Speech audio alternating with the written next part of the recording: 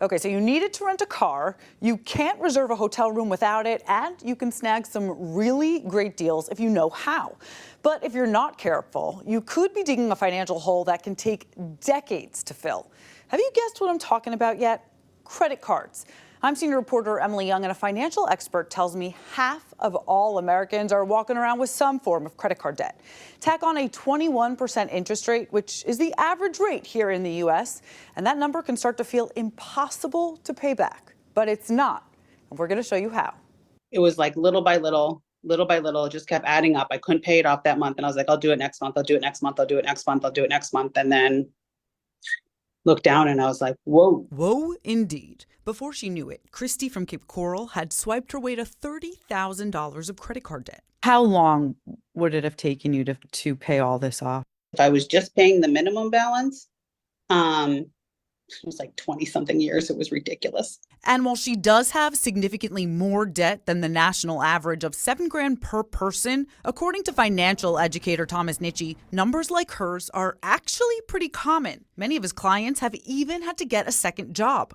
Do you have any clients that have had to come out of retirement to start to pay those bills down? Oh yeah, we see that pretty regularly.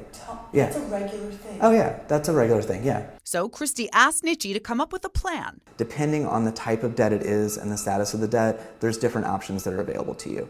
So for example, if you have $35,000 of debt and you've not paid on it in months and months and it's all in collections, you may very well be a good candidate for a settlement. Now, because at this point the debt has already been sold to a collection agency and your credit has already been damaged, the only goal here is really just to try and resolve it before they try to take you to court or garnish your wages. But if you're like Christy, hanging on by a thread, making the minimum payments each month, he recommends you contact your creditors. It's better to work with the creditors in what's called a financial hardship program, or through us in a debt management program, where we work with all the creditors to lower the interest rates, consolidate the payment into one, and on average they reduce the interest rates down to about 7%. Nitchie says just this one change can make all the difference. And since Christy stuck with it, she says she's paid down more than half her debt and now can finally see the light at the end of the tunnel.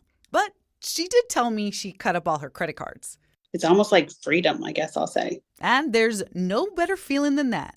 So one thing that Thomas Nitchie and I were talking about was the stigma associated with credit card debt and the shame that comes along with it. People would rather talk about anything. In fact, a study by MarketWatch showed 68% of people would rather talk about their weight.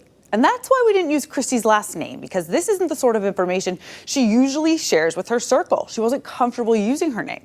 But by being open and vocal about your debt, reaching out for help, and being in touch with your creditors, you too can be free one day. In the studio, Emily Young, Fox 4.